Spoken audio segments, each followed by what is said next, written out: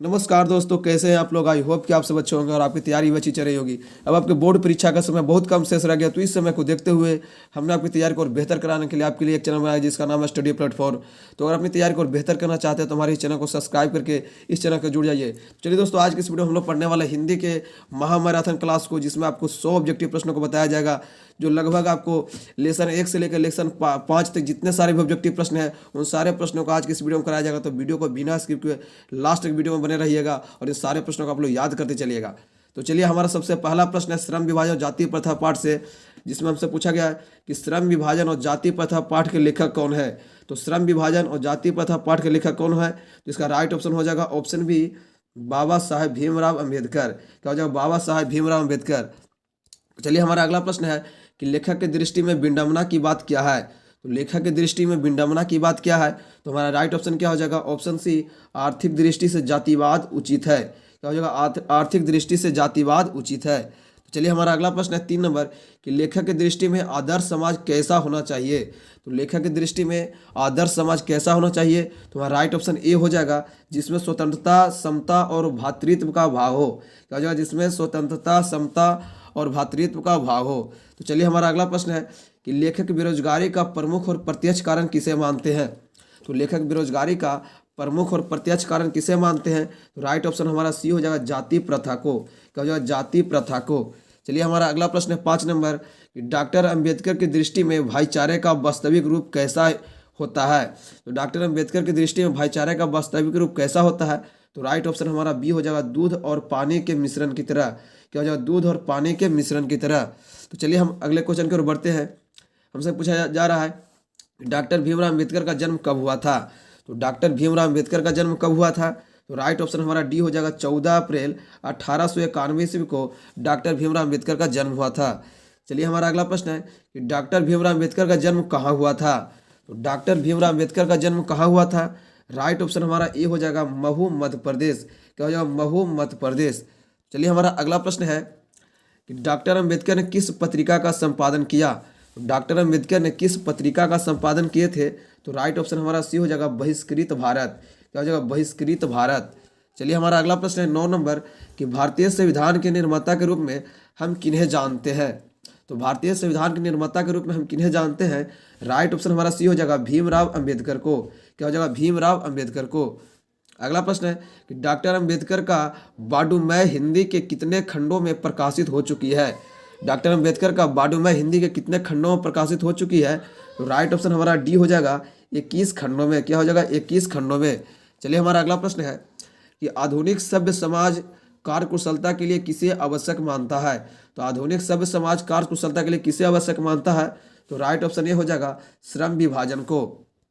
चलिए, हमारा अगला प्रश्न है कि डॉक्टर भीमराव अंबेडकर के पिता का क्या नाम थे। तो डॉक्टर भीमराव अंबेडकर के पिता का क्या नाम था, तो राइट ऑप्शन हमारा बी हो जाएगा, रामजी सकपाल। चलिए, हमारा अगला प्रश्न है कि डॉक्टर भीमराव अंबेडकर की माता का क्या नाम था। तो डॉक्टर भीमराव अंबेडकर की माता का नाम क्या था, तो राइट ऑप्शन हमारा डी हो जाएगा, भीमा बाई। इसका बिल्कुल सही जवाब हो जाएगा। चलिए, हमारा अगला प्रश्न है कि डॉक्टर अंबेडकर ने पीएचडी की उपाधि कब धारण किए। तो डॉक्टर अंबेडकर ने पीएचडी की उपाधि कब धारण किए थे, तो राइट ऑप्शन हमारा सी हो जाएगा, 1916 ईस्वी में पीएचडी की उपाधि धारण किए थे। अगला प्रश्न है the caste in India their mechanism किनकी रचना है। The caste in India their mechanism किनकी रचना है, तो राइट ऑप्शन ये हो जाएगा, भीमराव अंबेडकर की। चलिए, हमारा अगला प्रश्न है आर्थिक पहलू से भी जाति प्रथा क्या है। तो आर्थिक पहलू से भी जाति प्रथा क्या है, तो राइट ऑप्शन बी हो जाएगा, हानिकारक है आर्थिक पहलू से भी जाति प्रथा। अगला प्रश्न है कि पेशे का दोषपूर्ण पूर्व निर्धारण कौन करती है। तो पेशे का दोषपूर्ण पूर्व निर्धारण कौन करती है, तो राइट ऑप्शन हमारा बी हो जाएगा, जाति प्रथा। क्या हो जाएगा, जाति प्रथा। चलिए, हमारा अगला प्रश्न है कि जाति प्रथा भारत में बेरोजगारी का एक क्या बनी हुई है। तो जाति प्रथा भारत में बेरोजगारी का क्या बनी हुई है, तो राइट ऑप्शन हमारा सी हो जाएगा, प्रत्यक्ष और प्रमुख कारण। क्या हो जाएगा, ए और बी दोनों। चलिए, हमारा अगला प्रश्न है कि मूक नायक क्या है। तो मूक नायक क्या है, तो राइट ऑप्शन हमारा बी हो जाएगा, मूक नायक एक प्रकार का पत्रिका है। चलिए, हमारा अगला प्रश्न है कि डॉक्टर भीमराव अंबेडकर की मृत्यु कब और कहाँ हुई। तो डॉक्टर भीमराव अंबेडकर की मृत्यु कब और कहाँ हुई थी, तो राइट ऑप्शन हमारा ए हो जाएगा, 1956 ईस्वी दिल्ली में डॉक्टर भीमराव अंबेडकर की मृत्यु हुई थी। अगला प्रश्न है तो चलिए दोस्तों, हमारा अब दूसरा लेसन चालू होता है 20 के दांत, क्योंकि हम पहले लेसन से जितने सारे भी ऑब्जेक्टिव प्रश्न थे उन सारे को करा चुके हैं। चलिए दूसरे चैप्टर का हम पहला प्रश्न को लेते हैं, जो हमारा 20 के दांत चैप्टर से है कि 20 के दांत शीर्षक कहानी के कहानीकार कौन है। तो 20 के दांत शीर्षक कहानी के कहानीकार कौन है, तो राइट ऑप्शन हमारा डी हो जाएगा, नलिन बिलोचन शर्मा। क्या हो जाएगा, नलिन बिलोचन शर्मा इसका बिल्कुल सही जवाब हो जाएगा। अगला प्रश्न है गिरधर लाल कौन है। तो गिरधर लाल कौन है, तो राइट ऑप्शन हमारा बी हो जाएगा, गिरधर लाल मदन का पिता है। चलिए हम अगले प्रश्न की ओर बढ़ते हैं। खोखा किसको कहते हैं। खोखा किसको कहते हैं, तो राइट ऑप्शन हमारा सी हो जाएगा, खोखा कासू को कहा जाता है। चलिए हमारा अगला प्रश्न है कि सेन साहब अपने पुत्र को क्या बनाना चाहते थे। तो सेन साहब अपने पुत्र को क्या बनाना चाहते थे, तो राइट ऑप्शन बी हो जाएगा, बिजनेसमैन या इंजीनियर। तो चलिए हमारा अगला प्रश्न है 5 नंबर की, मदन की उम्र क्या थी। तो मदन की उम्र क्या थी, तो राइट ऑप्शन हमारा क्या हो जाएगा, ऑप्शन ए हो जाएगा, 5-6 साल। क्या हो जाएगा, 5-6 साल। चलिए हमारा अगला प्रश्न है कि कासू मदन के साथ किस खेल में शरीक होना चाहता था। तो कासू मदन के साथ किस खेल में शरीक होना चाहता था, तो राइट ऑप्शन हमारा डी हो जाएगा, लट्टू के खेल में। क्या हो जाएगा, लट्टू के खेल में। तो चलिए हमारा अगला प्रश्न है कि मदन ने कासू के कितने दांत तोड़ डाले। तो मदन ने कासू के कितने दांत तोड़ डाले थे, तो राइट ऑप्शन हमारा सी हो जाएगा, 2 दांत। चलिए हमारा अगला प्रश्न है कि गिरधर लाल किसकी फैक्ट्री में किरानी था। तो गिरधर लाल किसकी फैक्ट्री में किरानी था, तो राइट ऑप्शन डी हो जाएगा, सेन साहब की फैक्ट्री में। चलिए हमारा अगला प्रश्न है कि सेन साहब किसके व्यंग में ऐंठकर रह गए। तो सेन साहब किसके व्यंग में ऐंठकर रह गए थे, तो राइट ऑप्शन हमारा ए हो जाएगा, पत्रकार महोदय के व्यंग से। तो चलिए हमारा अगला प्रश्न है कि नलिनी बिलोचन शर्मा का जन्म कब हुआ था। तो नलिनी बिलोचन शर्मा का जन्म कब हुआ था, राइट ऑप्शन बी हो जाएगा, 18 फरवरी 1916 ईस्वी को नलिनी बिलोचन शर्मा का जन्म हुआ था। अगला प्रश्न है कि नलिनी बिलोचन शर्मा का जन्म कहाँ हुआ था। अब बताना कि नलिनी बिलोचन शर्मा का जन्म कहाँ हुआ था, राइट ऑप्शन सी हो जाएगा, बदरघाट पटना में। चलिए हमारा अगला प्रश्न है कि नलिनी बिलोचन शर्मा के पिताजी का क्या नाम था। तो नलिनी बिलोचन शर्मा के पिताजी का क्या नाम था, तो राइट ऑप्शन ए हो जाएगा, पंडित रामावतार शर्मा।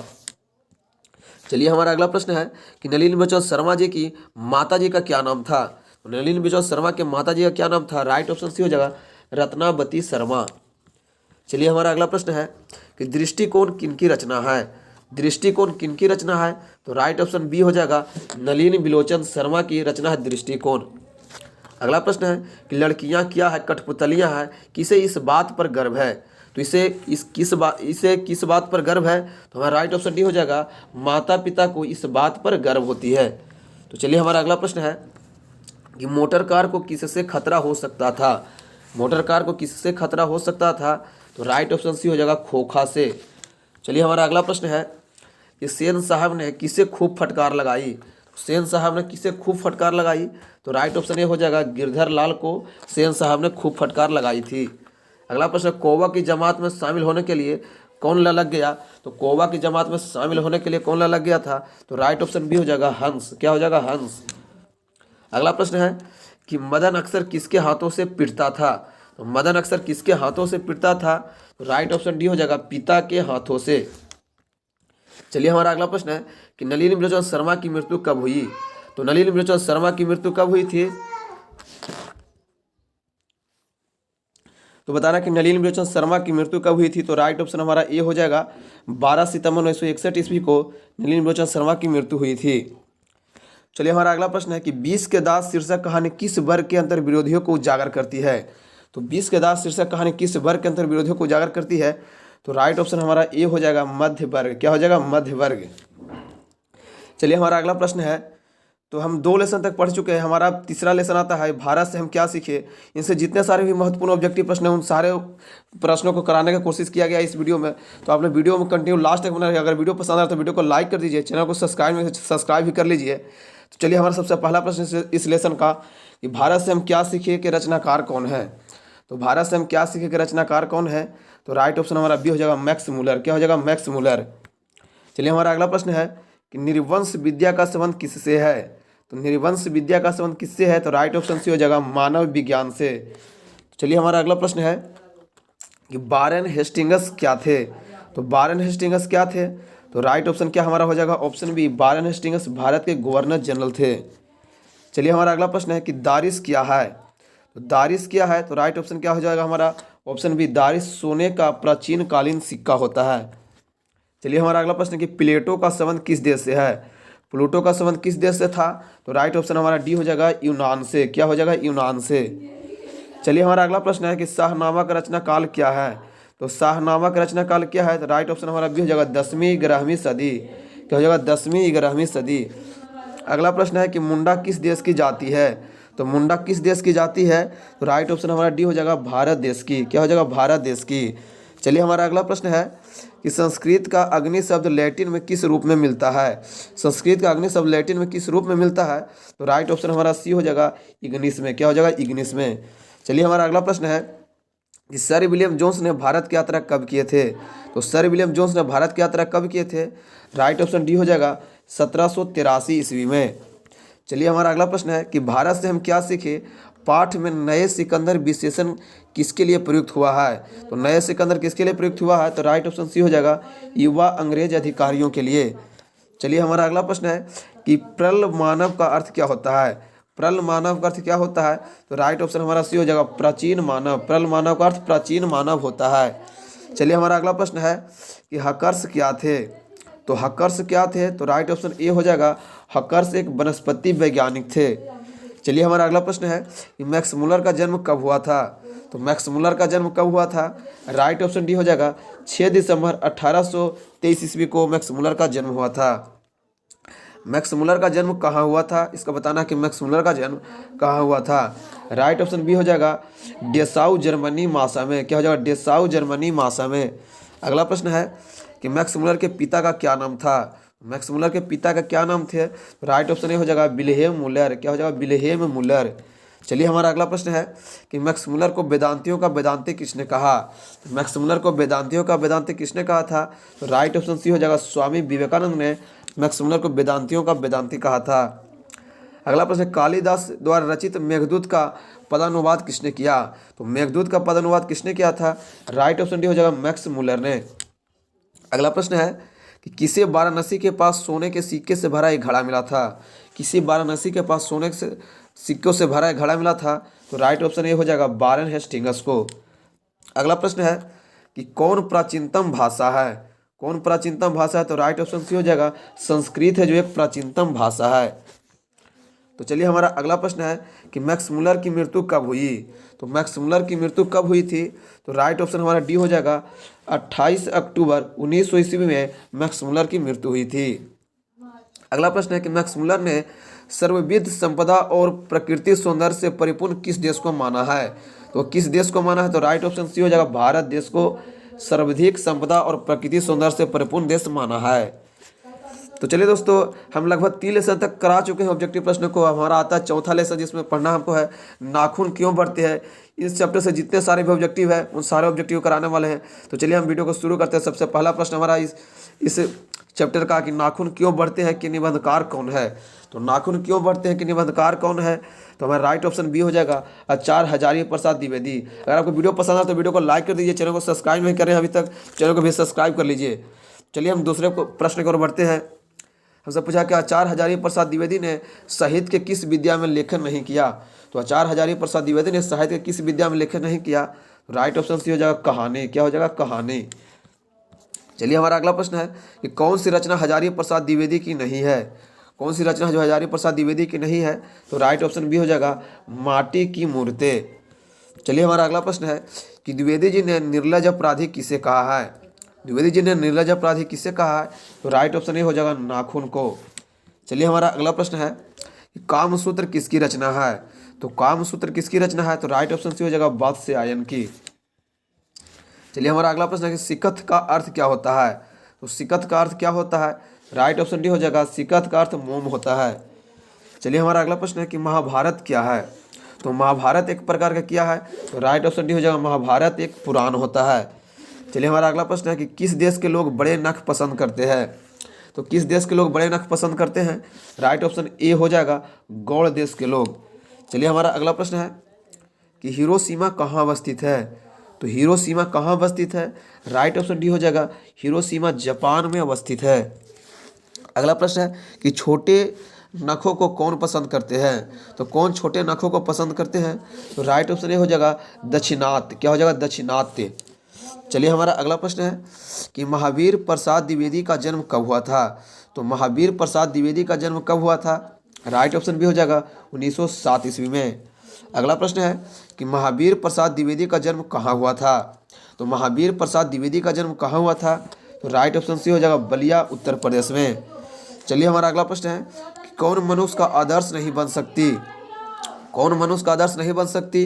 तो राइट ऑप्शन भी हो जाएगा बंदरियां। चलिए हमारा अगला प्रश्न है कि देवताओं का राजा किन्हें संबोधित किया जाता है? देवताओं का राजा से किन्हें संबोधित किया जाता है? तो राइट ऑप्शन सी हो जाएगा इंद्र को। चलिए हमारा अगला प्रश्न है कि नख किसका प्रतीक है? तो नख किसका प्रतीक है? तो राइट ऑप्शन भी हो जाएगा पशुता का प्रतीक नख होता है। अगला प्रश्न है कि पृथ्वीराज रासो किनका संपादन है? पृथ्वीराज रासो किनका संपादन है? राइट ऑप्शन ए हो जाएगा हजारी प्रसाद द्विवेदी जी का। अगला प्रश्न है काशी हिंदू विश्वविद्यालय द्वारा हजारी प्रसाद द्विवेदी को कौन सी उपाधि दी गई? तो राइट ऑप्शन डी हो जाएगा ज्योतिषाचार्य की। क्या हो जाएगा? ज्योतिषाचार्य पर। चलिए हमारा अगला प्रश्न है कि हजारी प्रसाद द्विवेदी कब पद्म विभूषण की उपाधि से सम्मानित किए गए? तो कब किए गए थे? तो राइट ऑप्शन हमारा बी हो जाएगा 1957 ईस्वी में। अगला प्रश्न है कि अशोक के फूल किनकी रचना है? तो अशोक के फूल किनकी रचना है? तो राइट ऑप्शन बी हो जाएगा सुमित्रा नंदन पंत की। चलिए हमारा अगला प्रश्न है कि हजारी प्रसाद द्विवेदी की मृत्यु कब और कहाँ हुई? हजारी प्रसाद द्विवेदी की मृत्यु कब और कहाँ हुई थी?